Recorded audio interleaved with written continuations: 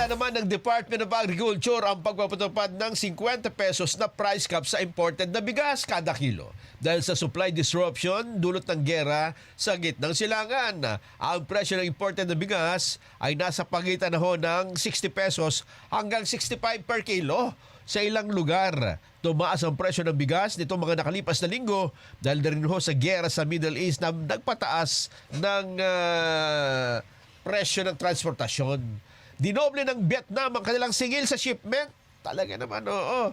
Mula $20 per metric tons, naging $40 per metric ton. Dahil sa pagtaas ng halaga ng fuel, yan ang sinasabi natin. Dependent tayo sa supply ng ibang bansa.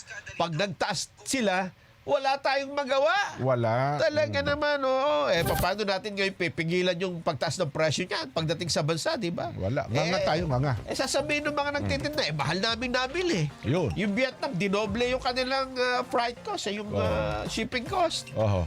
Tapos pagdating dito, sabi ng DA, hindi, ganito nyo lang ibebenta yan, 50 pesos lang.